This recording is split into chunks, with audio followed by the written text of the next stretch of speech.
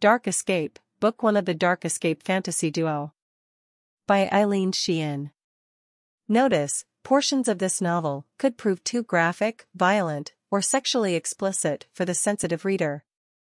It is intended for mature readers. Chapter 1. As per usual, he was late. This didn't surprise or even annoy Tara. Lateness was a pattern of her father, Ed O'Shea, for as long as she could remember. He focused his archaeologist's brain on projects and all else went by the wayside. Ed traveled for work and when he was home his mind rarely joined him, preferring to focus on the job he'd just finished or would soon begin. When her mother died 5 months earlier, he dove even deeper into his work. Shortly after her mother's death, the family experienced yet another loss. Her grandmother, Gertrude O'Shea, passed away at the ripe old age of 92. She left stocks, bonds, and other monetary valuables to Tara's father and brother, but she surprised everyone when she left the estate and all its contents to her 17-year-old granddaughter. It was accompanied by a letter expressing her desire that Tara do her best to maintain and keep the property in the family. Gertrude even provided Tara with a trust fund to be used for the care and upkeep of the house as well as a modest living allowance that would support her for the rest of her life, providing she lived wisely. Tara knew her grandmother led a comfortable life, but she never imagined the old woman as well off as she proved to be, especially considering the poor condition of the old estate house that she insisted on living in right up to the moment she left this world. Father and daughter moved into the run-down ancestral home the day after Tara graduated from high school and just 2 months before her 18th birthday. They left behind the conveniences of city life, as well as lifelong friends. Of course, it was of little consequence to Ed, but Tara immediately felt the void. Even so, she'd made a solemn vow to carry out her grandmother's wishes to live in and maintain the ancestral abode, and she planned on doing just that. With a little elbow grease and a lot of determination, she intended to bring things back to their original glory. The sun glistened off the morning dew coating the rooftop as she surveyed the repair work that was immediately done upon moving in. It looked almost too pristine in comparison to the weathered exterior, crying out for paint, and the random spots where the wood along the awnings threatened to crumble to the touch. There were several broken windows. Those that weren't, looked crammed into the wall at an angle, but the structure itself was still solid and sound. Her chestnut mare's shrill whinny caught her attention. She whirled around just in time to move out of the way of the racing beauty. It brought to mind the need to put fence repairs at the top of her ever-growing maintenance list. Sugar pranced proudly around her. Having been moved from the confines of a rigidly run boarding stable to the free and easygoing environment of a country estate brought surprising vigor to Tara's equine friend. Tara could never get enough of watching her mare's powerful muscles flex beneath her flesh as they met the demands placed on them. It was a sight to behold. She reached up to pat Sugar's muzzle as the mare gently shoved her owner off into the direction of the barn. Sugar knew that, if she didn't prompt Tara out of her daze, there would be no breakfast. Tara's mind had a way of wandering for periods of time, with little recall of what occurred during the time past.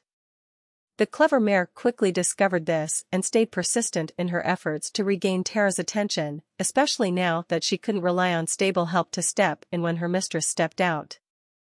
Tara slapped her forehead as she remembered Sugar's needs and shouted to her father that she'd be back as soon as she'd fed her mare. Ed popped his head out of the window of the second-story den and bellowed for her to take her time, since he'd switched his flight to one an hour later. She shook her head, once again accepting his negligence in telling her this bit of information as part of his eccentric persona. He may be scattered and absent-minded in matters he found mundane, but he'd made an effort to come home for short visits more than she could remember while growing up. She was just happy to have him around in any way, shape, or form. The odor of fresh horse manure assaulted her nostrils as she entered the old barn. The far corner was made to accommodate Sugar, but the major portion of the barn was still in dire need of cleaning and renovating. Tara squealed, jumped back, and shuddered as a mouse scurried across her feet. Sugar never flinched. Instead, the steadfast mare impatiently nudged her feed bucket to bring Tara back to priorities such as breakfast. Tara's body trembled. She had an unexplainable fear of mice and snakes and couldn't control her reactions whenever she spotted one. As her heart struggled to regain a steady beat, she scooped grain into Sugar's feed bucket. A flash caught the corner of her eye and chills covered her body. This was no mouse or snake, of that she was certain. She looked around to find nothing there. Again, she moaned out loud. "I'm so tired of this, when will it end?" Tara saw flashes through the corner of her eye most of her life. Mice and snakes may unnerve her, but the flashes and chills were little more than an annoyance. She returned to the task of feeding her mare and then raced back to the house. Her father postponed the flight by only an hour. They needed to get moving if he wanted to make it to the airport on time.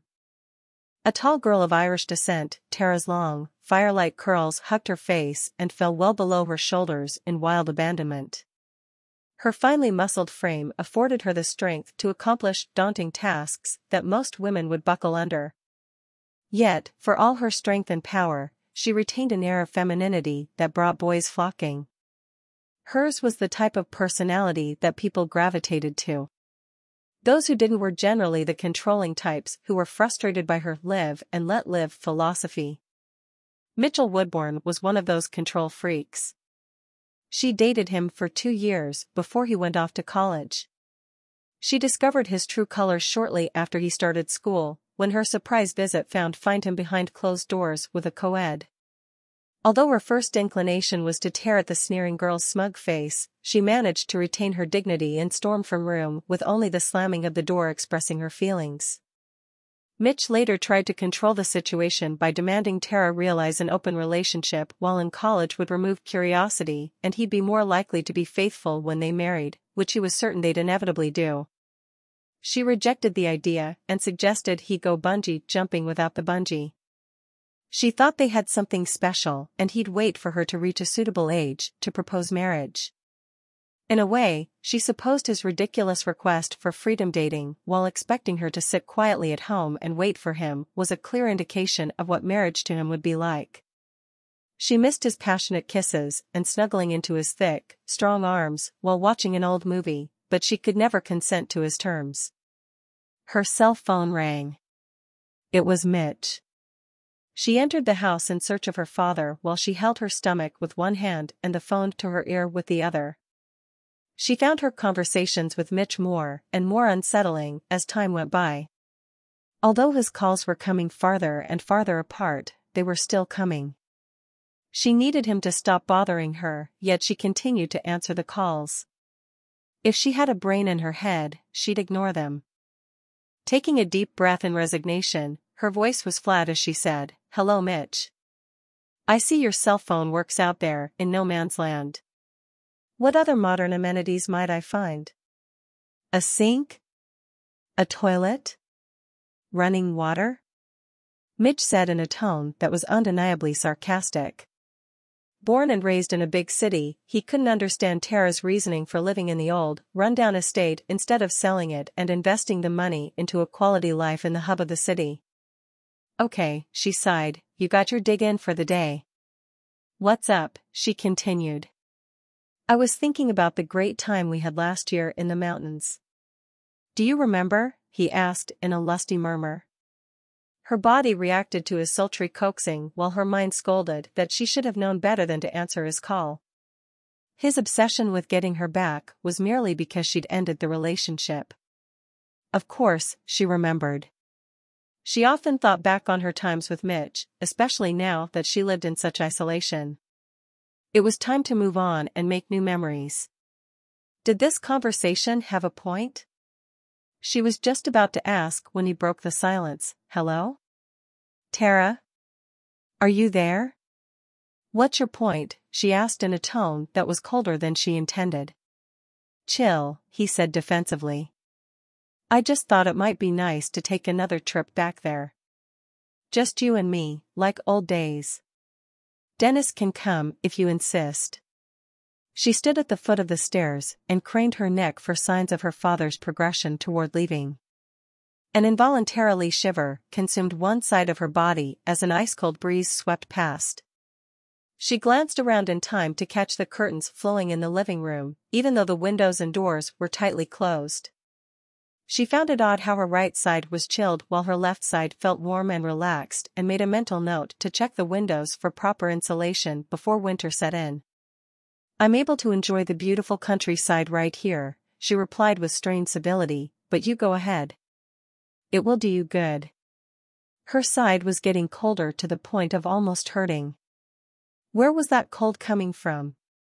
"Well," Mitch gave an agitated sigh, "I'll be the judge of how beautiful your countryside is soon enough. Even though you haven't paid me the courtesy of an invitation, Dennis invited me for the weekend.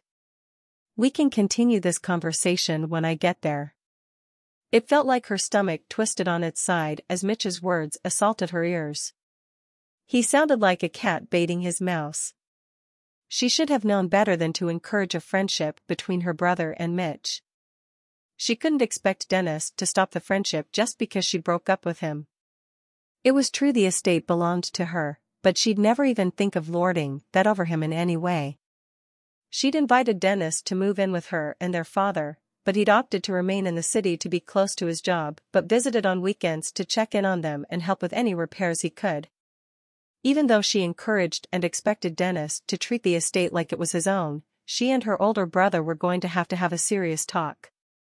Boundaries needed to be set. "Where are you staying?" she blurted. "With 8 bedrooms at your disposal, you'd make me stay in a motel out there in Deliverance?" he asked. There was a chuckle in the undertone of his voice. He knew he'd won and savored every minute of her irritation. The cold reached the point of unbearable. She wheeled around for a sweeping view of her surroundings.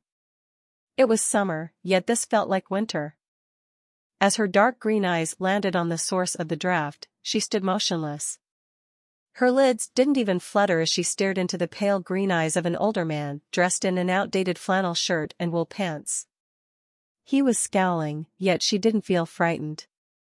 Maybe it was because she was just that annoyed with him, but she sensed the scowl was meant for Mitch.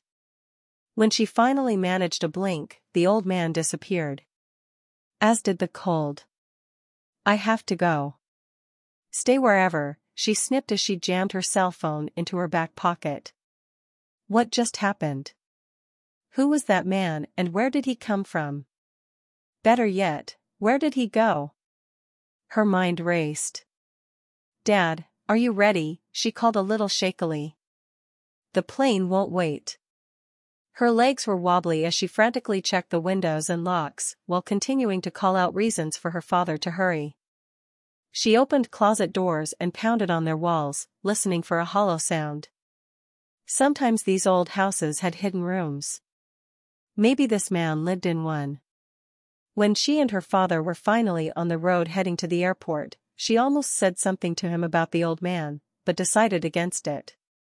She saw no benefit in worrying him when he'd be halfway around the world and unable to do anything to help her. The remainder of her day was spent searching for the intruder. He probably left while she was away, but, just to be safe and to make sure he wasn't an unwelcome squatter, she searched the house and outbuildings thoroughly.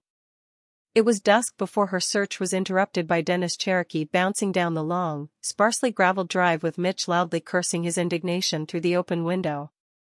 Sugar raced to greet them. The setting sun bounced shadows off the mare's powerful muscles as she worked them proudly. She was a sight to behold. Dennis smiled affectionately.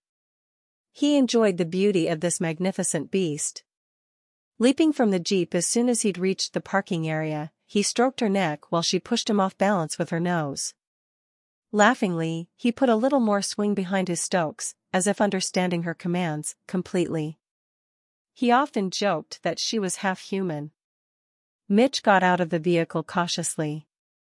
He wasn't fond of animals, particularly ones that were larger than he was. Whoever heard of a horse that wandered free like a dog? This was one of the little quirks about Tara that drove Mitch crazy.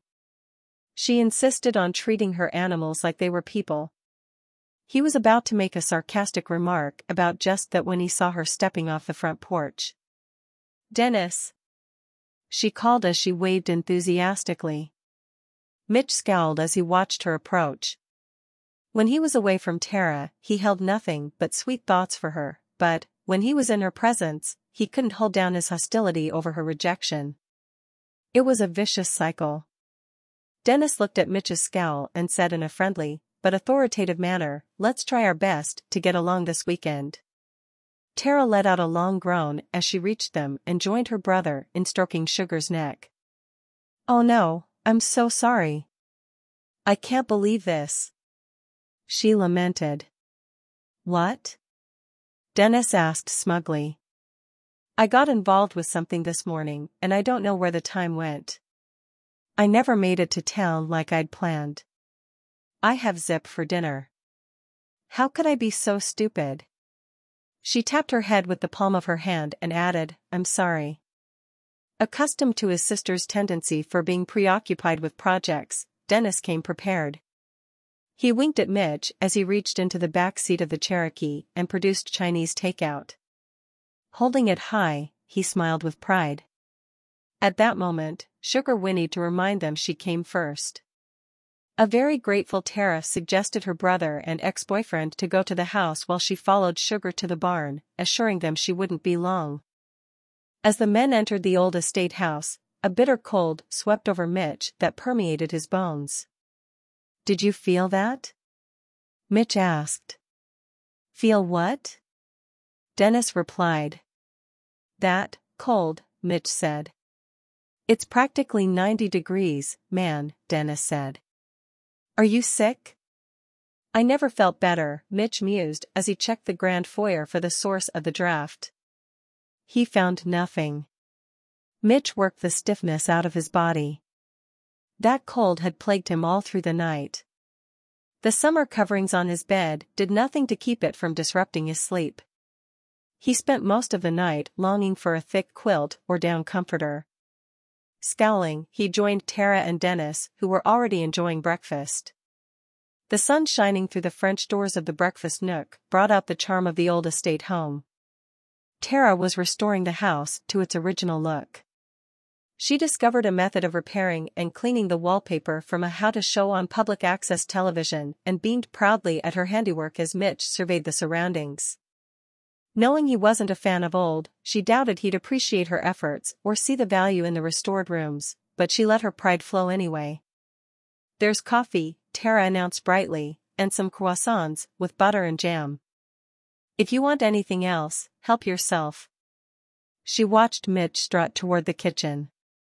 His thick muscles strained against his shirt. Although they hinted of an attempt to bring order to them, his unruly curls could stand a good combing. His pants were crisply creased, and his Armani shirt gleamed of newness. He was a stark contrast to the old house with its faded wallpaper and worn wooden floors. When Mitch returned, he was washing the last of his croissant down with the remains in his coffee mug. "I'm taking a quick walk outside," Mitch announced. "Does anybody want to join me?" Brother and sister replied simultaneously with, "I will."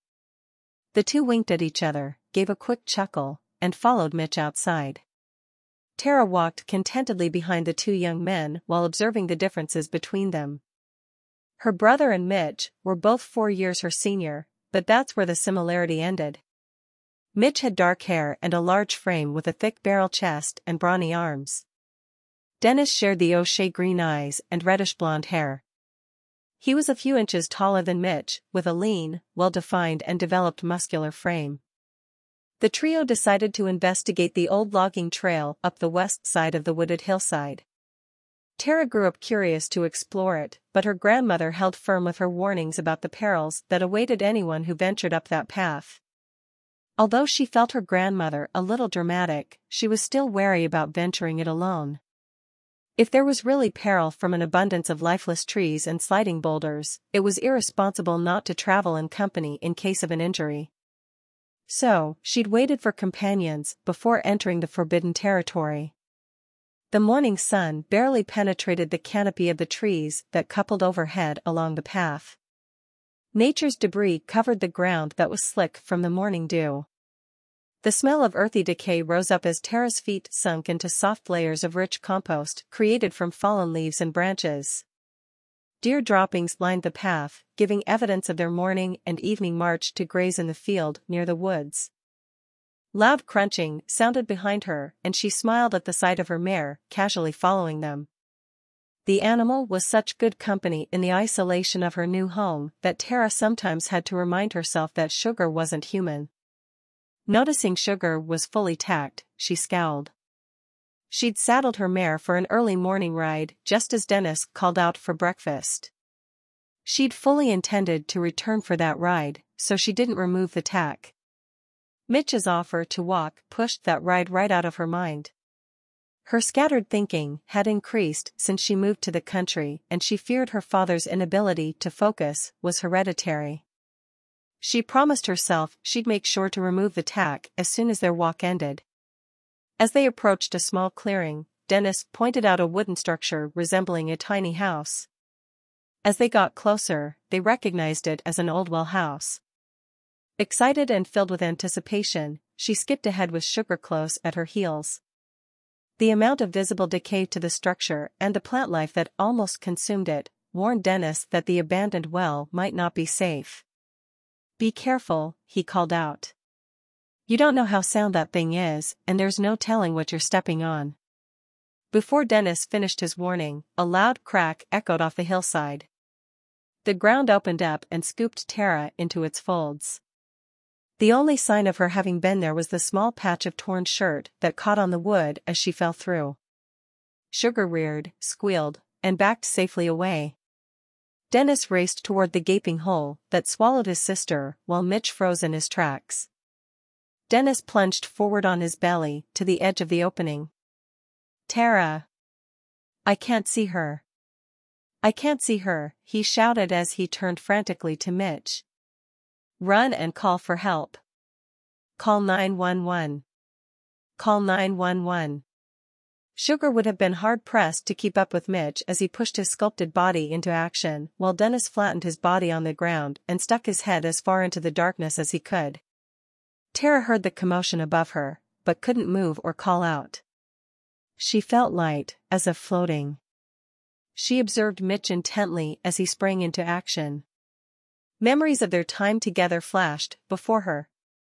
She remembered how shy she was when they met, and he asked her to the movies for their first date. She remembered how timid and wonderful their first kiss was and how passionate they became as time went on. She remembered how she thought she loved him and no other man could ever measure up to him. Sadness swept over her. She missed him. She longed for his familiar touch and passionate kisses. Then came the memory of walking into his dorm room to find him making love to a co-ed. Her longing for him disappeared as quickly as it came, and she once again remembered why they were no longer a couple. The next thing she knew, she was standing next to Sugar and her attention was directed toward her brother. Dennis struggled to see her within the bowels of the abandoned well. She reached for him and was shocked when her hand passed right through his back. "You're out of your body. You must return now," said a voice in her head that wasn't her own. Tara gasped. Did Sugar just speak to her? She eyed the mare and asked, "Did you say something?" Sugar blinked a few times and shook her head vigorously. "If you do not return now, you may never be able to. You must go now," she heard the strange voice in her head say in a commanding tone. Suddenly bright flecks the colors of the rainbow flew about. It resembled driving through an intense snowstorm, except the snow was colored. Pain shot throughout Tara's rib cage as she gasped for air. A small cry escaped her lips. "Tara, are you okay?" Dennis called as he cautiously stretched his torso further over the edge of the hole. He hoped the well was shallow enough to reach down for her. To his dismay, a loud crack shot out beneath him and he was forced to scoot back to safety. At that point Sugar was behind Dennis, pushing his back with her nose and working her hoofs into the ground. He looked over his shoulder at her and she threw her head toward the rope fastened on the side of the saddle. He sat like a helpless child on the ground. The stress of the situation made him unable to think clearly. Sugar whinnied and tossed her head more aggressively. Dennis finally got the message and pulled himself together. He stood up and reached for the rope. Tying one end around his waist, he secured the other end to the saddle horn. The mare had no training for what he was about to ask of her, and he prayed for help from above, while he fought back panic and he buried his face in her strong neck. The mare impatiently worked the ground and tossed her head, as if to say, "Get on with it." Dennis took a deep breath and slowly felt his way down into the depths of the well. The jagged edges made an easy grip for him as he inched his way deeper into the bowels of black. It was dark, foul-smelling, and full of decay. A soft warm breeze floated past him, carrying with it the sweet scent of honeysuckle. The refreshing difference provided a boost of energy and optimism as he proceeded downward, calling for Tara as he did.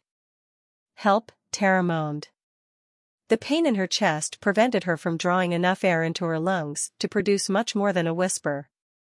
She could only hope her brother could hear her. The rank smell made her stomach queasy.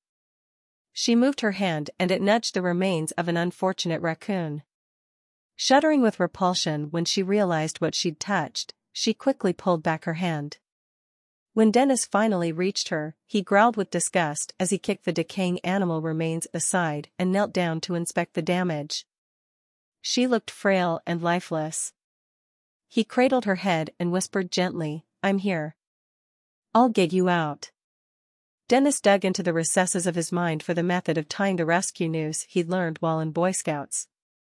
Panic muddled his focus. He forced himself to calm down. When he finally managed, his hands moved as if they had a life of their own. He secured his sister with the rope, wincing with each cry that escaped her pale lips, and then commanded Sugar to back up. To his surprise, Sugar steadily worked the rope. He had little left to do except cradle her head and hold on tight as they were slowly pulled to the top.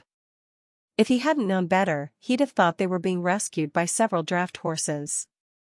The sound of his Cherokee barreling up the path was clear as Sugar continued to pull Dennis and Tara to safety. Leaves and mud flew as the vehicle slid to a quick stop. Mitch hopped out and rushed to help with the final stages of the pull. As the two came into sight, Mitch reached forward and grasped Tara beneath the arms. He lifted her like she weighed that of a tiny child, lowered her gently to the ground, and then turned to assist Dennis with equal ease. Beads of sweat coated Mitch's face and neck. His breathing was labored. He hadn't stopped to think about what he'd done. He'd just kicked his body into gear and did what he needed to do. Now, as he rested for the first time since the nightmare began, his muscles complained about the strain he'd put on them.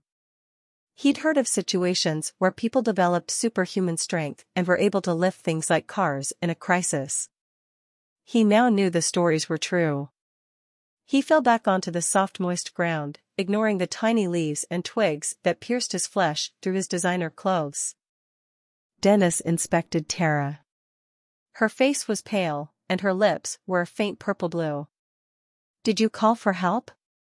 He barked to Mitch, a little more gruffly than intended. Mitch chose to let Dennis' tone of voice slide. "They should be here any minute," he said through heavy breathing. "Should we take her to the house?" "I don't know. What do you do in a situation like this? Should we move her or wait? How hard was it to get the Jeep up here?" Dennis asked as he looked anxiously at the mucky path. "I slid a lot," Mitch said. He shook his head and added, "They'd be foolish to try getting an ambulance up that path." Dennis shook his head. He knew moving Tara, without an understanding of any injury she may have obtained during her fall, could worsen the situation, but he didn't know what else to do.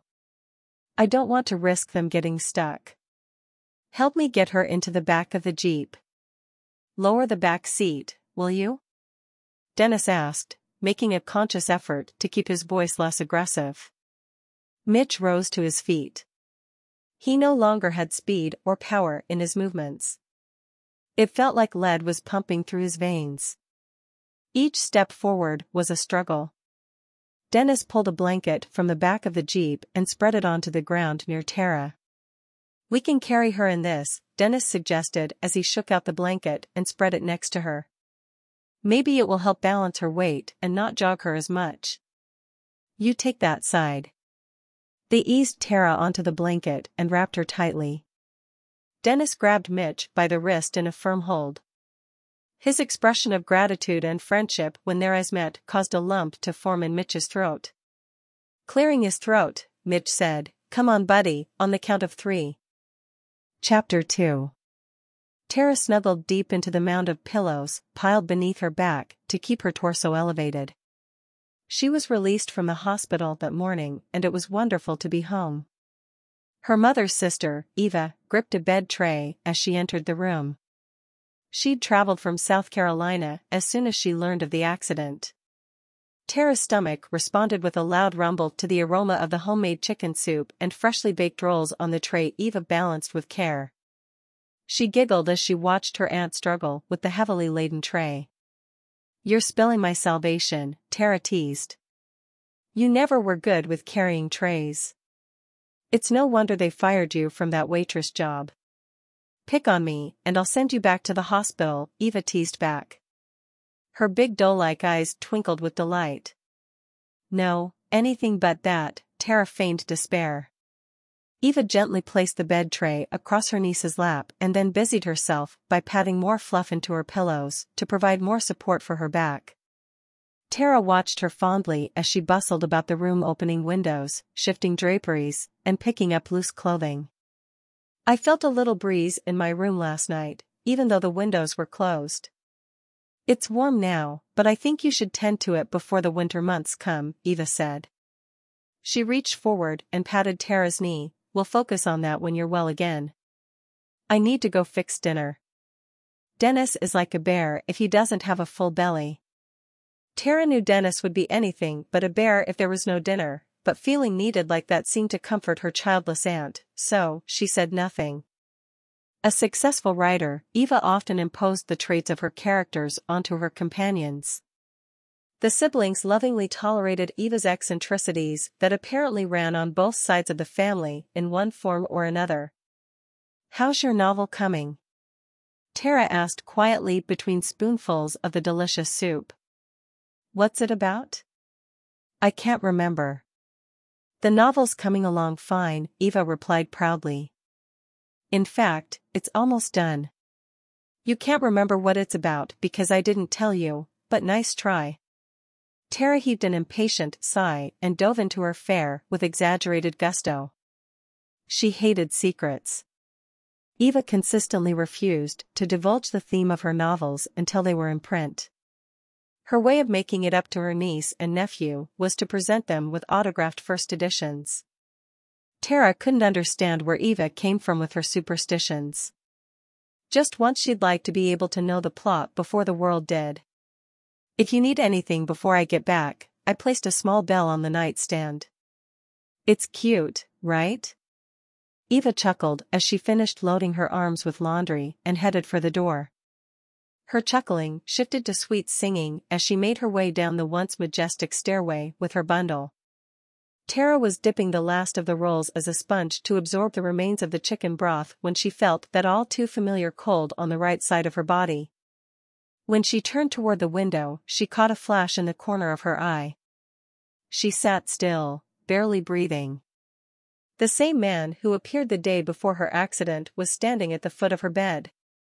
He stood completely still, watching her, simply watching her.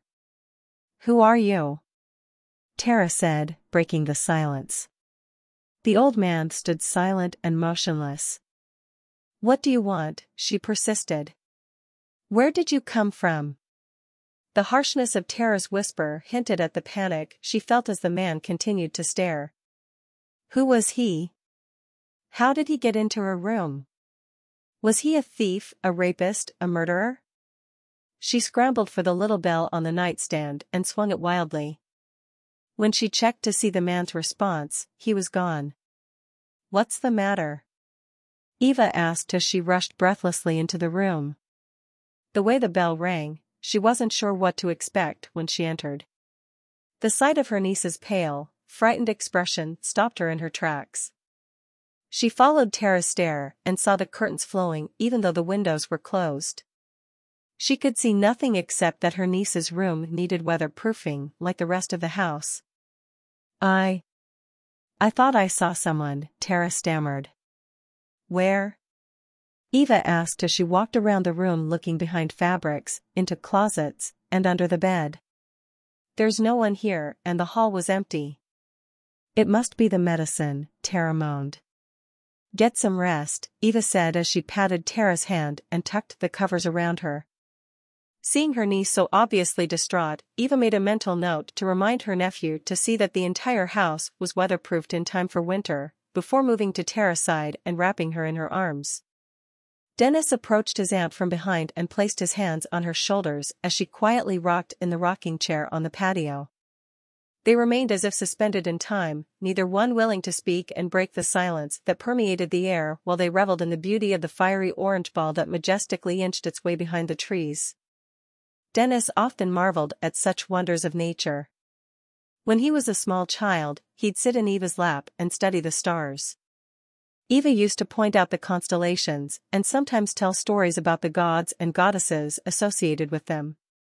"Are you up for some wine?" Dennis asked as he rested his cheek against her cheek. She nodded. "I'll get it," he said as he placed a quick kiss on her cheek. "If you're a good girl, I'll let you tell me all about the stars." "Oh." Eva laughed and lovingly patted her nephew's hands. "You're so good to me." She rose and made her way into the house where the wine rack rested in the corner of the dining room. "Let's see what kind of stock my dear brother-in-law maintains." Dennis followed her. "I said I'd get it." "You can't sit still, can you?" he said with a teasing sigh.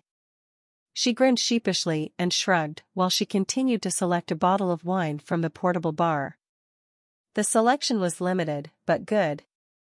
While her aunt and brother enjoyed a quiet evening of star-watching and wine, Tara fell into a deep sleep, taking with her that disturbed feeling that clung tight since the man appeared in her room. She tossed uncomfortably as she relived the experience of falling into the well. For the first time since the accident, she recalled the way she was able to communicate with her mare. She relived the piercing pain of re-entering her body and bolted up in bed, trembling as she gasped for air.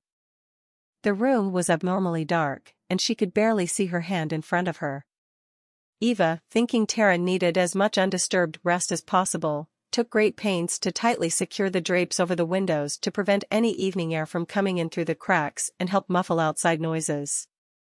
A glowing ball slowly manifested in the corner of the room. Tara covered her mouth while she watched a robed figure step regally out of the ball.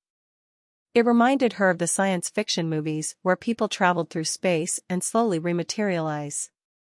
The figure glowed in such a way that she expected to feel heat radiating from him and was surprised when she didn't. Suspecting she was still dreaming, she rubbed her eyes and squeezed them shut in hopes that when she opened them he'd be gone.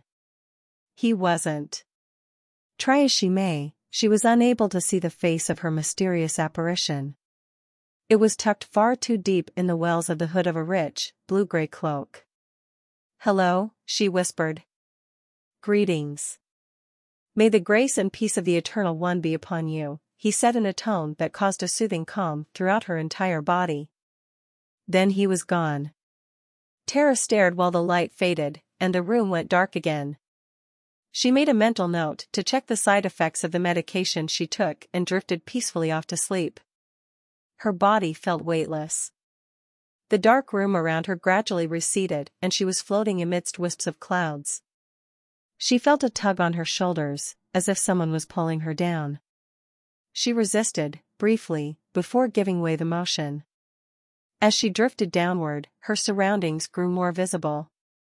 Beautiful lakes of an indescribable bluish-green glistened while reflecting the shapes and colors from the leaves on the trees. On the water's edge stood a cloaked man. His cloak glistened with fine strands of gold and silver.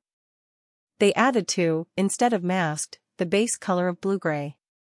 When he moved, he created a magnificent sight. The grip on Tara's shoulders loosened and she found herself in a field of flowers of all shapes and colors. Beds of roses, without their thorns, coupled with lilacs, lilies, and every flower imaginable stretched into nothingness. Oblivious to whether it was their season or not, they simply coexisted in this massive field that seemed to go on forever. As the flowers gently brushed her bare calves, happiness exceeding anything she'd ever felt before radiated through her. She could remain there forever. The figure in the cloak stood motionless while she worked her way across the field of radiant colors until she would be able to reach out and touch him, should the desire to do so strike her. This time his face was clearly visible. It was a gentle face, clean and free of facial hair and milky soft in appearance. It bore no wrinkles from age, worry, or anger. His eyes were the deepest blue-green she could remember seeing. They reminded her of the water they stood next to. He smiled softly, "Greetings. You are most welcome." His twinkling eyes watched patiently while she drank in the sight of him. "Who are you?" she asked when she finally found her tongue. "I have been with you since before this embodiment, and I shall be with you while you walk this planet and thereafter. We are bonded," he said in words that were a gentle soothing song to her ears. "I am Liam." As she absorbed the words that floated gently and clearly through her head, Tara realized that Liam's mouth hadn't moved. "I have been watching closely," Liam continued. "Since you will need assistance soon, I chose to remind you that I am here." "I have no idea what you're talking about," she murmured. She marveled at her lack of fear. She actually felt safe and secure. She shook her head. Should she be so complacent about this? Should she be reveling in this wondrous relaxation when she had no idea who this Liam character was? What did he mean when he said that they were bonded? She knit her brows together and tension returned. Liam gave a little smile and gently swept his hand close past her face. She felt a slight pressure, but not his touch. Once again joy mixed with peace and tranquility swept over her. "I am your guardian in spirit," Liam explained. "It is my task to work with you while you are in this growth process. I am honored to assist you in expanding your knowledge of the earth plane, as well as the spiritual plane." His voice stayed smooth and gentle. "I'm not sure I understand," she stammered. She found it difficult to harness the thoughts and form them into sentences. "In time, you will become strong in your understanding and you will be able to share with others what you have learned," he said. "In the beginning, you will feel tired from our meetings. I assure you this is temporary, and you should not be alarmed. No harm will come to you here. You are loved and protected. You may call on my guidance at any time, for I am always near." Again, Tara felt the pull on her body. It was like someone was steering her through space. The beautiful surroundings faded and once more she found herself enveloped in a cloud. She hovered there for a moment before opening her eyes and finding herself snuggled safely in her bed. Her eyes snapped open and she cautiously checked out her surroundings. Dust-speckled streams of morning sun peeked through the cracks of the fabric barrier Eva created the night before. Faint singing of the birds filtered through the glass barrier, bringing a smile to her lips. She stretched in a cat-like manner and rolled over. She wasn't quite ready to give up that feeling of euphoria and come back to reality. The trio lived in harmony for the next 2 weeks, while Tara steadily regained her health. Eva and Dennis dove into some much-needed house repairs.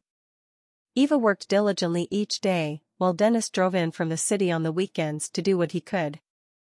They repaired a large hole in the paddock where Eva insisted sugar remain and finished the paint job that Tara started on the porch.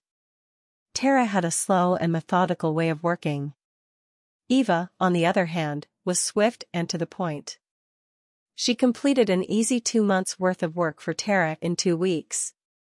Eva didn't hear Tara walking up behind her as she eased herself cautiously into the wicker rocker on the patio to enjoy yet another magnificent sunset. Her muscles ached, and her movement was noticeably rigid. "You're hurting," Tara said softly. "You started me," Eva exclaimed as she covered her heart with her hand.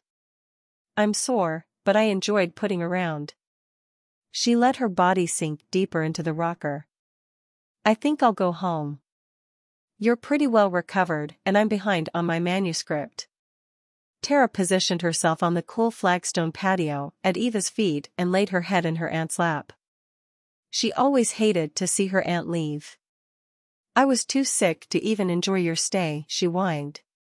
"Can't you stick around a little longer, so we can do a few fun things together? Please?" "I wish I could, but I took off in such a rush that I left a lot of loose ends. My publisher's asking for the final chapters." Eva stroked Tara's soft locks while she stared absently across the shadowy fields at Sugar, who grazed peacefully. "You'll be fine now," she continued. "I'll be back before you know it. I still plan on making my regular visit. Don't think this is a substitute." Tara giggled and snuggled her cheek deeper into Eva's lap, like she did when she was a little girl. They stayed each deep in thought until the cool fog of the evening forced them to move inside for warmth. Eva took a long look around at the interior of the charming antique house. It would be quite a beauty once it was restored. She could almost feel the life and hear the laughter of the years gone by. There were marks on the woodwork leading into the laundry room where the growth of children from early years was monitored. The slight curve of the stairway leading up to the second floor added grace and elegance, while the intricately carved banister boasted style and charm. It was an unusual country house to be found in the north. It had the style and charm of a southern plantation home. She wasn't aware of such structures on northern farms and estates. It seemed far too grand, even in its rundown condition. She felt as if the wonderful house smiled with gratitude at the work she and Dennis completed. Yes, she'd be back, and would be happy to come. The next morning, Eva was packed and saying farewell. Tara reluctantly waved as Dennis chauffeured her aunt off in his Jeep Cherokee. Tiny puffs of dust rose from beneath the Jeep's wheels while it disappeared down the drive. She found the intense silence left behind unnerving. An eerie feeling that came over her as she observed the stillness. Seeking the refuge of companionship, she headed toward her pacing mare, who was clearly not appreciative of the repair work done to contain her in the paddock. The pungent aroma of the horse's body mingled with the scent of grass and a hint of manure. Tara inhaled deeply, taking in as much of the familiar smells as she could while reveling in the comfort she immediately received for her unsettled nerves. She wanted to erase the gap of time that elapsed between herself and Sugar while recovering from her fall. Sugar turned her nose deep into her mistress's side. The mild pressure to Tara's ribs brought a twinge of pain and she flinched. "I see you are not yet recovered." Sugar's thoughts penetrated their way into Tara's head. "Not quite, but it's much better," she replied before realizing she'd received a telepathic message from her horse. It sent her bolting backward and stumbled to the ground. Confusion enveloped her as she scrambled toward the fence. Her breathing labored, and the threat of hyperventilating hovered. The mare watched Tara's reaction briefly before returning her focus to luscious rich pasture that awaited her. Regaining a semblance of composure, the startled young woman rose shakily and made her way back to her mare. "Did you do what I thought you did?" she asked warily. Sugar steadfastly grazed and reveled in the juiciness of the rich green grass as if deliberately ignoring Tara's question. "Sugar?" Tara demanded. Tara was sure Sugar was demonstrating her dissatisfaction at being disturbed when the mare turned her rump toward her, urinated, and walked away. Confused and exasperated, Tara returned to the house to lie down until Dennis returned.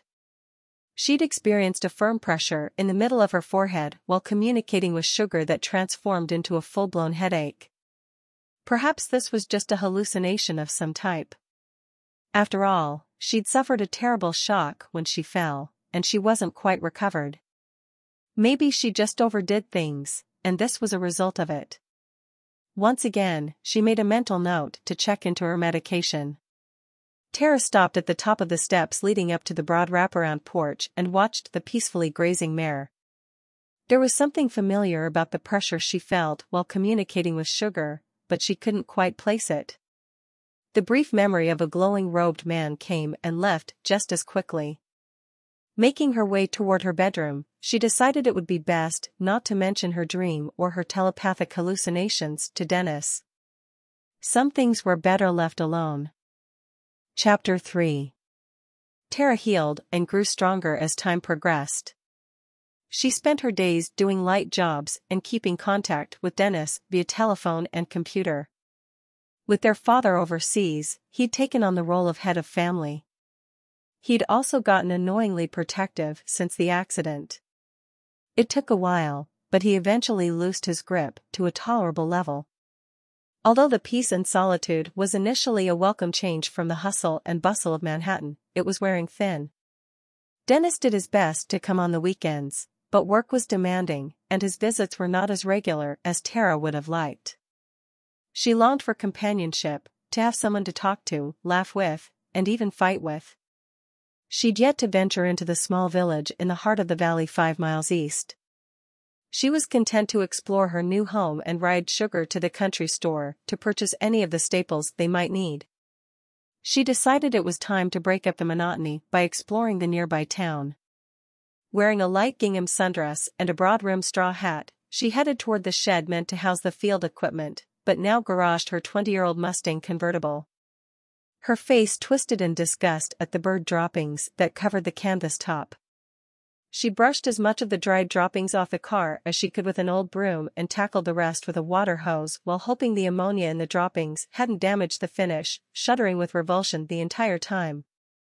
There was something about bird droppings she found repulsive, which was odd considering she shoveled horse manure daily. Satisfied with her work, Tara eased herself into the driver's seat and started down the drive. Her mare's silken mane and tail flowed as her lean muscles worked to keep up with the convertible on her side of the paddock fence. She reared and squealed as Tara turned onto the macadam road and picked up speed. Then, with surprising aloofness, she returned to grazing. Taking one more glimpse at her mare in the rearview mirror, Tara pondered what it must be like to be a horse. How quickly and easily they fluctuated between being entertained and bored. She shook her head as memory of telepathically communicating with Sugar flashed through her mind. She touched her forehead lightly to help shake the thoughts free, so she could focus more clearly on driving down the unfamiliar road toward an unfamiliar town. Enormous trees lined the winding and hilly road, giving it a stately air. She longed to feel the full effects of the warm, fresh air coming through her opened window. She decided her top was probably dry enough to lower. Noticing a narrow dirt road leading off into the trees, she eased her car onto it, making sure that she was far enough away from the main road to avoid any mishaps with cars zooming by. For the most part, Tara enjoyed driving her retro vehicle, but this was a time when she'd have appreciated the convenience of mechanical automation. As she stepped out of the car and she felt the familiarity of musty foliage beneath her feet, her thoughts flashed back to her accident. Her body trembled as she peered up at the sky through the trees and remembered looking up into the sky from the depths of decay and rot-filled well. The sound of snapping branches caught her attention. She turned to discover a beautiful deer standing completely still while it watched her warily, poised for flight at a moment's notice. She stilled her body and breathing as quietly as she could while her eyes locked with those of the statuesque creature. To her dismay, their encounter was cut short when she unexpectedly let go a riotous sneeze that sent the deer flying into the depths of the foliage. She didn't notice the woman approach her while she fussed to set her nose aright until the sun's rays created a shadowy outline of her. As the woman moved to the left, Tara was able to get a clearer view. She was about Tara's height, but doubled her width and triple her age. Flecks of gray topped off her sun-kissed auburn hair that was worn in a long straight braid down the middle of her back, almost touching her waist. "That's a pretty car, lass," the woman said with a distinct Irish brogue that bounced off the trees as she caressed the vehicle. "You're a lucky young woman to be able to drive the likes of this. It's a convertible too. Imagine that. I've never seen the likes of something this lovely in me whole life." "Where are you coming from?" she asked as she grabbed the other side of the canvas top and helped Tara secure it in place. The enthusiasm of this stranger was infectious. "I live just up the road," Tara said eagerly. I moved here in the beginning of summer and I'm only now getting out exploring the area because I had a terrible fall into an old abandoned well and was injured. I converted my utility shed into a garage and the pigeons pooped all over my car, so I had to clean and wash it off and needed to wait for the top to dry before I could put the top down and enjoy the sunshine and warm breezes. Tara couldn't explain why she felt compelled to babble like that, but it just seemed the natural thing to do. The woman nodded intently, her clear, but faded green eyes focused on Tara's mouth as if absorbing and digesting each word spoken. Her head shook in rapid agreement and a slight groan of empathy escaped her when Tara reached the part about the pigeon poop all over her car. There was something about her that Tara immediately gravitated to. "Where are you fixing to go?" she asked. "In 2 blinks and a handshake you're in and out of that wee town. I'm headed there myself to do me weekly food shopping. Perhaps you wouldn't mind me joining you in this beauty?" "You're on foot?" Tara asked incredulously. "I enjoy a good stretch of the legs, but this beauty is calling me to ride with ya," the old woman explained. "Absolutely," Tara giggled, happy for the company. "I'd be delighted. What a grand lilt of a voice you have there, lass, 'tis music to these old ears," the woman said as she lowered herself into the passenger seat. "We're neighbors, you know. 'Tisn't polite not to socialize, I know, but I keep to myself, mostly. I'm Maggie O'Shea." "What a coincidence. We have the same last name." "I'm Tara O'Shea," she said with surprise while studying Maggie's aged face and physique that hinted of strength and power beneath her green t-shirt and loose faded jeans. There was a familiarity about her that she couldn't place, but she was certain it would come to her in time. "Are we ready?" Maggie, who'd been studying Tara with knit brows as if to remember her as well, took a deep breath, presented a broad smile and said, "Indeed we are." Tara spent the day getting to know the area with Maggie as her guide. The 2 women were an unlikely-looking couple, yet there was something about Maggie that Tara found delightful. She felt an instantaneous trust and security with the woman. They shared stories about themselves, about people they knew, and places they'd been to. They compared likes and dislikes and discussed trusts and distrusts. To Tara's delight, Maggie had a passion for animals that surpassed her own. On a whim, she invited the old woman back to her house to meet Sugar. It was an invitation Maggie readily accepted. As they approached the driveway, Sugar pranced at the edge of the paddock. "That's Sugar," Tara smiled broadly as she pointed to the mare with pride. "She's a fine animal. She's such a strong love for ya." Yes, a strong love indeed," Maggie said as she inspected the mare with her eyes. "She hurt her wither?" she said more than asked and scowled. Oh, that must have been painful." "Why would you say that?" Tara asked. Her surprise made her words sharper than she meant for them to sound. She saw no indication in Sugar's manner that would denote an injury anywhere on her body. Because she took such pride in the care she gave her mare, she was a little offended at the concept of an injury slipping past her. If Maggie noticed the sharpness in Tara's tone, she made no mention of it. "Stop the car, missy, and let me get closer to the beauty," Maggie said in a mannerism that was gentle, but firm. Tara pulled to a stop and they walked to the fence. To her amazement, Sugar immediately went to Maggie, who scratched the mare's head and rubbed her ears with zeal. Sugar's eyes closed as she reveled in the sensation. Maggie stood back and looked directly at the mare. Neither one moved. Finally, the mare tossed her head high in the air and whinnied. "Where's the gate?" Maggie asked as she craned her head from side to side while searching for the entrance to the paddock. Without waiting for Tara's response, she climbed the freshly whitewashed wooden fence with the ease and grace of a cat, dropped lightly to the other side, and strode up to the mare. Tara wasn't as graceful. She hitched her sundress up around her thighs to free her legs for climbing. Her open-toe sandals left her skin exposed to the weathered wood, necessitating caution against slivers. She hung clumsily over the top rail and stared in wonder at the vision of this strange Irish woman and her lovely mare. Maggie gazed steadily into Sugar's eyes while neither of them moved. Next, the old woman held her broad hand just above the mare and slowly passed it over the animal's muscular body. She stopped at the wither and turned to Tara. "'Tis mighty painful here still, lass," she said. "Why did you say she wasn't hurt?" "She's plenty sore here. She says she heard it when she pulled you and your brother out of that big hole you fell into a while back and it hasn't finished healing. It must have been mighty sore. That's a lot of weight for a horse her size to pull on. You sure are lucky to have such love and loyalty from this beauty. Tara dropped to the ground with a thud. Her knees buckled beneath her and she lost her balance, falling forward like a rag doll beneath the mare's stomach. This brought rolling laughter from Maggie. Her bright eyes watered from the intensity of it. Realizing what a sight she was, Tara joined in. It felt good to laugh.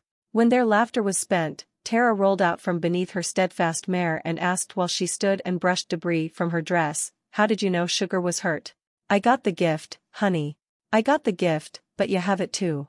"Here," Maggie said as she reached for Tara's hand, "look at that hand. Can't you see? You heal, lass. You're a seer and a healer. 'Tis easy to see." Tara was almost overwhelmed with confusion. What was Maggie talking about? She wasn't a healer. She wasn't a seer. Heck, she was barely a woman. What did it mean anyway? She knew what a healer was, but what was a seer? She closed her eyes and placed her fingers to her temples. Her head felt like hammers were let loose inside it. She saw visions of the accident at the well, followed by a fleeting glimpse of the cloaked man from her dreams. A frustrated groan escaped her lips. "Are your memories hurting ya?" Maggie asked gently. "Not to worry, 'tis normal. It'll get easier as you open up to the flow. Just relax now, Maggie's here." "Relax. Relax."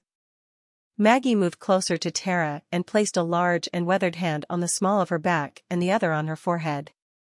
The roughness of her calluses didn't interfere with the waves of energy that flowed through Tara, leaving a sensation of peace and tranquility in their wake. Feeling at peace and safe with her newfound friend, Tara opened up to Maggie. "Sometimes I think I'm going crazy," she began. "I see things, really strange and weird things. I see people who aren't really there. They just show up and then, poof, they're gone. For crying out loud, I even sometimes hear my horse talking." "Now don't go getting all riled," Maggie said as she removed her hands and straightened her back. "I just got you relaxed. Nothing's going on here that isn't normal. 'Tis the way of our kind, that's all. I can't begin to tell you how unnerving it is to have someone just appear in front of you." "Just like that," Tara said as she snapped her fingers for emphasis, "from out of nowhere. That will stop when you get a better grip on your gifts." "I remember when I was your age and it happened to me," Maggie said with a chuckle. "Luckily, I had me ma to explain it all." "Don't you have anyone?" When Tara shook her head, she sighed and shrugged her shoulders. "I'll tell you what. Why don't I spend a little time with ya and show ya what I know? Would ya like that? If I learn what you know, will the surprises stop? Will the fear end?" Tara asked with a voice that was full of hope. Maggie wished she could be positive that learning would be all Tara needed, but until she better understood the girl's abilities and gifts, she really couldn't be certain. "Most likely things will calm down for ya," Maggie said with less conviction than she liked. There was something about this girl that she couldn't put her finger on and hoped would come to light as time passed. Whatever it was, she suspected turmoil and danger accompanied it. "I think I've met my savior," Tara said softly. The relief in Tara's voice touched Maggie's heart. She reached over and lightly pinched Tara's cheek before moving to Sugar and gently caressing her neck. Maggie smiled broadly. "The sun is down, the moon is out, and I feel like howling. Take me home, lass. We'll start your lessons the day after tomorrow." Tara listened to the grandfather clock in the corner chime the hour. It was 5 a.m. and the sun was just peeking over the horizon. The tiled kitchen floor felt cool against her bare feet as she made her way to the coffee maker. Her senses heightened to the aroma of freshly brewed coffee while her movements were slow and deliberate as she filled her mug with the rich, dark liquid. Mornings were always special to her. It was a time when she could be alone with her thoughts uninterrupted while most of the world still slumbered. Getting up at this hour was a habit she acquired while living in Manhattan. Now it was no longer necessary to rise so early to catch the peace and tranquility of the day, but the habit was a solid one that she chose not to abandon. Not long after she had finished pouring her second cup of coffee, the telephone rang. Its shrill ring startled her, and she knocked over a nearby floor plant while getting up. "What a mess!" she shouted to one in particular as she rushed to grab the receiver out of its cradle. "Hello?" Her frustration when she answered was distinct. "What's the matter?" Dennis asked, immediately on the alert. He was accustomed to a bright and bubbly response on the mornings he telephoned. "My clumsy butt tripped over a plant on my way to answer the phone," Tara said in a soothing tone. At the youthful age of 22, Dennis managed to make junior partner in the graphics company he'd worked in since he participated in a school internship program at the age of 16. Between the pressures of his new position and the self-imposed pressure of being head of the family while their father was away, his cup was full. She didn't want to create unnecessary anxiety. "I worry about you being by yourself. I thought maybe we should get you a dog or something." "One that's trained," he mused. "What about Dad's allergies?" Tara asked. "It's called Claritin," Dennis said with amusement. "Besides, he's gone more than he's home. He'll manage. I suppose it would be nice to have a household pet." "Sugar's great, but she can't come in at night and snuggle," Tara mused. "Yes, a dog would be fantastic. Maybe a cat, or, what about both? Would a dog and cat get along together in the same house?" The more she talked about getting a dog and a cat, the more she liked the idea. "From watchdog to Animal Farm," Dennis chuckled. "Now you sound like Mitch," Tara said in a tone that belied her displeasure. "Speaking of Mitch, he called the other day," Dennis said, choosing to ignore his sister's change in attitude. "You won't believe it. He fell in love with this chick he met at school." There was hesitancy in his voice when he added, "It sounds pretty serious." "No kidding," she said louder and with more enthusiasm than intended while she worked at covering the myriad of emotions that were raging within her. "He always did like the girls." "What makes you think it's serious?" "He's thinking of proposing," Dennis replied. Flashes of memory of Mitch flew before her. She recalled his kisses, his hugs, and his silly habit of eating the crust of the sandwich first and creating a small circle to pop into his mouth. He made eating a simple sandwich a ritualistic experience. He used to laugh and say it stemmed back to his childhood days, but he never went further with the explanation. "Good for him," she said with false enthusiasm that she prayed he wouldn't recognize. "You're pretty cool about it," Dennis said with relief. "Mitch and I have been over for some time," Tara explained. "I have no reason to be anything else." The pitch of Tara's voice sounded slightly higher than normal to her. Did Dennis believe her? Better yet, did she believe herself? Was she really over Mitch? "I thought you two might get back together, but I guess I was wrong," Dennis admitted. "It's good you're over him. He's my friend, but he's not all that." He took a deep breath and changed the subject. "So, what's on your agenda today? Are you planning anything fun and interesting?" As much as he enjoyed visiting his sister's home, he often wondered how she kept herself from going crazy with the constant quiet and isolation. It was such a drastic change from the hustle and bustle of Manhattan. He'd be out of his mind by now. Tara proceeded to go into great detail about her new friend, Maggie. Dennis listened intently. He was pleased to hear she found a friend out there in no man's land, and he encouraged her to cultivate it. He didn't feel comfortable with her being so isolated and alone. A friend nearby was good, not matter what the age difference. She was placing the receiver in the cradle when Maggie entered without waiting for an invitation. Oddly, Tara wasn't offended by her new friend's familiarity and accepted it as part of her eccentricity. She was just thankful she'd decided to slip into a light cotton dress before coming downstairs and wasn't caught wearing her robe and slippers. "All ready for the big day?" Maggie asked enthusiastically. "I'm excited and a little nervous." Just what am I going to be learning? Tara replied. The basics, love. Just the basics, and then you're on your own, the old woman bellowed over her shoulder as she led Tara into the living room. It occurred to Tara that Maggie knew her way around her house as well as she did. She made a mental note to ask if Maggie had visited her grandmother in the past. The two positioned themselves on opposite ends of the antique sofa that had only recently been delivered from the furniture restorer. Maggie reached into a bag she brought with her and pulled out a white candle, oil, matches, a bag of dried leaves, sticks of incense and an incense holder. When everything was carefully arranged on the coffee table, Maggie turned to Tara and said, "These are the basics for the first step to the gift. I want you to pay close attention to what I'm saying and doing." Tara nodded, unable to take her eyes off the spread before her.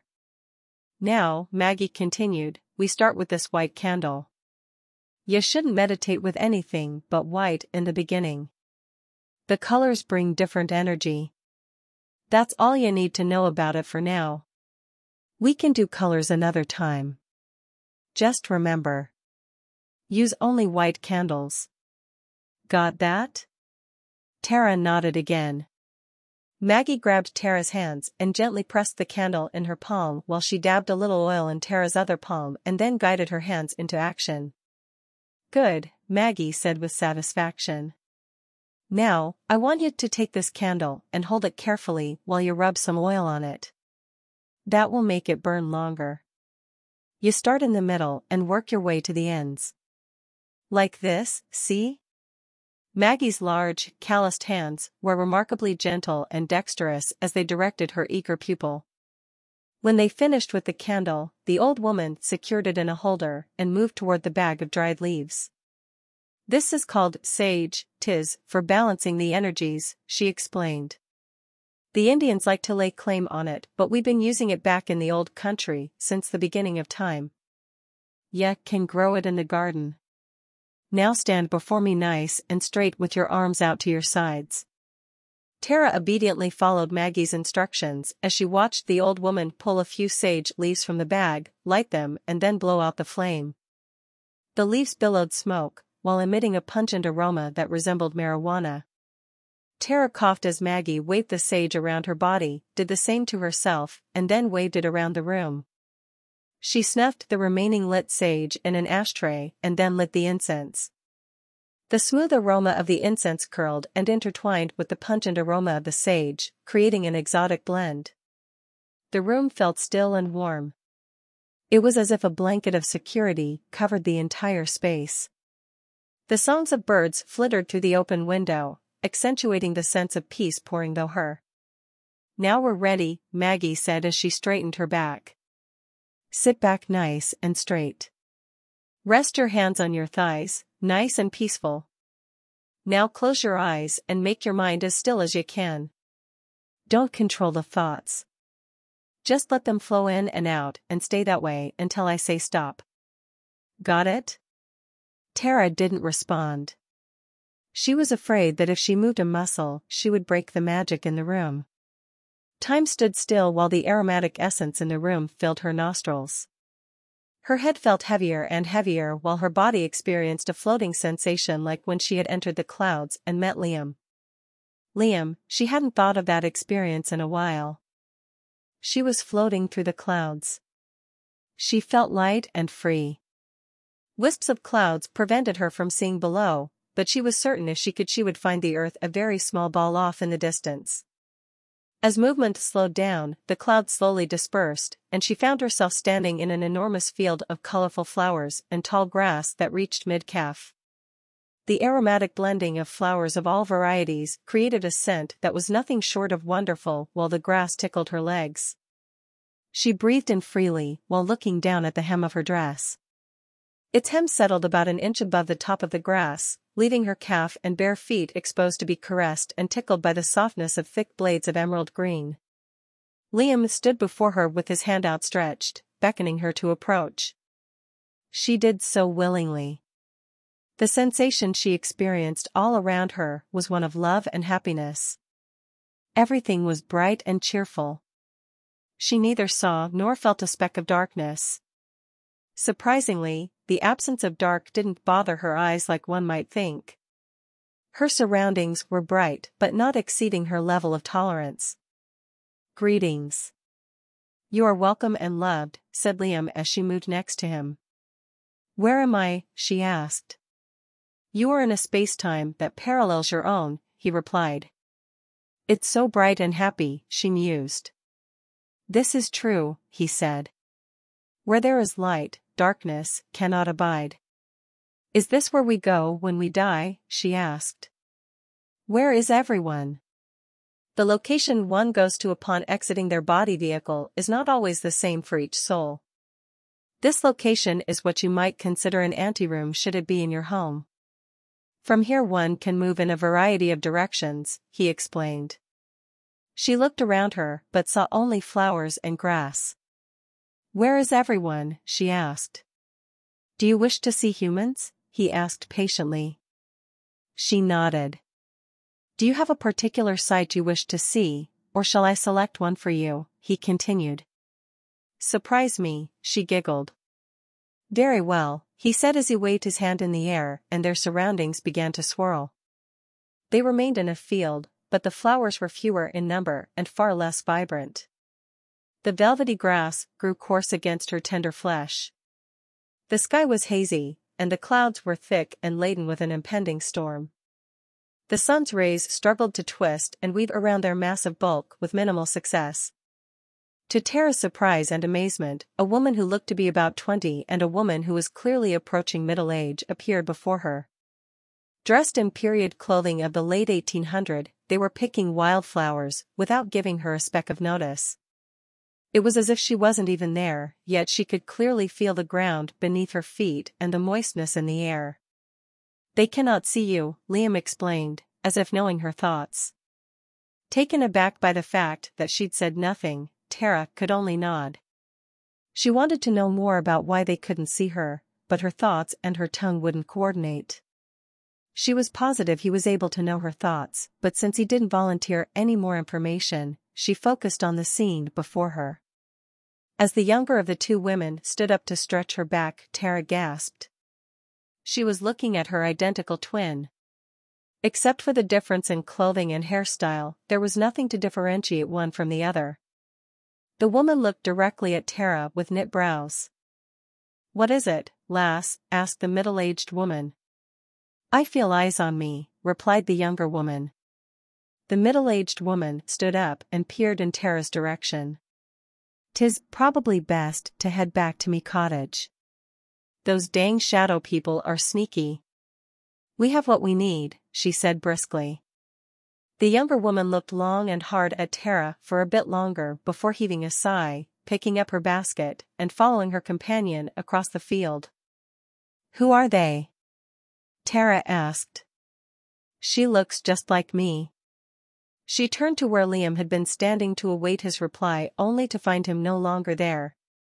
She had no idea where she was or how to leave. Panic filled her. Would she be stuck in this space-time plateau? "Liam," she called. "Liam, come back." Unsure what to do, she ran across the field in the direction the two women had gone. She had almost caught up with them when she stopped short. The view before her was so amazingly spectacular that she forgot all else while she admired acres and acres of garden. Along the far edge of it, she could see an orchard hosting a variety of fruit trees. With science at his disposal, she was aware of no agriculture farmer able to produce a harvest as healthy and abundant as what lay before her. It was impressively breathtaking. Tara stood watching as the women carefully picked their way through the carefully tended garden toward a quaint-looking cottage on the farthest end. It was too far away for Tara to make out much more than its shape and color, but she inherently knew it was well kept and inviting. A large black steed came racing up the long drive to the left of the cottage. The women waved their greeting and picked up speed to meet him. The three disappeared into the little cottage just before the scene faded away and Tara found herself once again in a field of brilliant flowers and tall emerald grass. She welcomed the softness of the blades against her skin once again. Liam appeared before her and bowed slightly. "What did I just see?" she asked earnestly.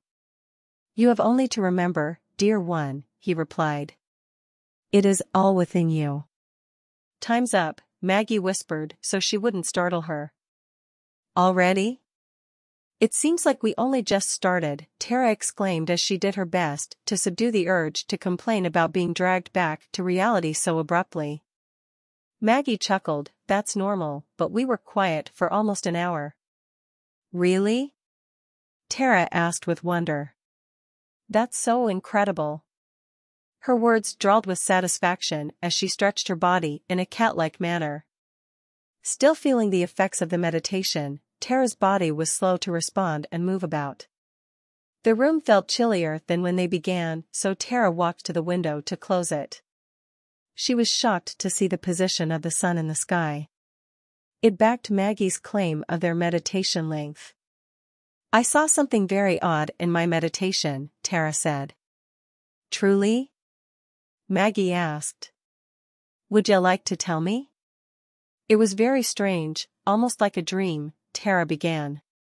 "First, I was with my spirit guide, Liam. We were in this beautiful field of flowers. Their colors were incredibly vibrant, and their scent was magnificent. I asked him about it, and he said it was like what we would refer to as an anteroom. It led to many places." I know that place well," Maggie said with a nod of her head and a warm, knowing smile. "Then he asked me if I wanted to see more," Tara continued. "Of course, I did. That's when it got weird." "How so?" Maggie asked. "Well, at least I think he took me. However it happened, the field of flowers grew far less vibrant and sparser. The grass became brittle and sharp on my bare skin, similar to the feel of our fields here. Out of the blue 2 women appeared. They were dressed like they dressed in the late 1800s and were searching through the field and selecting flowers to put in their basket." "That doesn't sound so odd," Maggie mused. "I do that myself on a regular basis." "No, it wasn't that. It was the younger of the 2 women. She looked just like me. It was like I was looking into a mirror or something," Tara explained. "Do you think they were real, or did I make them up?" Maggie thought for a moment and then said, "I'm not exactly sure, lass. There's something about what you saw that feels mighty familiar. It's like I've seen it myself in a dream and then forgotten it. There's more. I followed them across the field to a quaint cottage that had an incredibly gigantic garden. It was the size of 5 football fields. What was even more impressive was the size and health of the plants growing in it," Tara said passionately. "It had to have been my imagination. No one produces vegetables like that these days." "Ah, but they did at one time," Maggie said. "I wonder if you went back in time a bit." "But I saw me there," Tara said.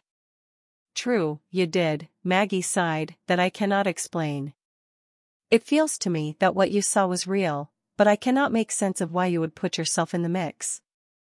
The mind is a powerful, mysterious thing. Perhaps the reason or the message will come clear in time." "Do you think it was a message?" Tara asked.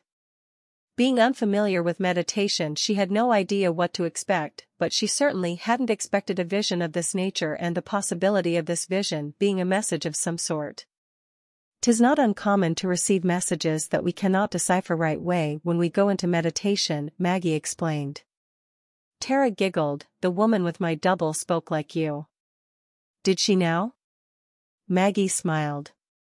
Maggie stayed for a late morning tea and shared some of the area gossip. Tara wasn't in a hurry for her to leave. She found the old woman unique and charming. When she finally did depart, Tara wandered back into the parlor and stretched out on the sofa. She wasn't accustomed to napping, but the excitement of entertaining and the relaxation of deep meditation left her in need of one. She drifted off into a deep sleep and remained there until it was almost dinner time. This has been chapters 1, 2, and 3 of Dark Escape by Eileen Sheehan. Read by Jenny.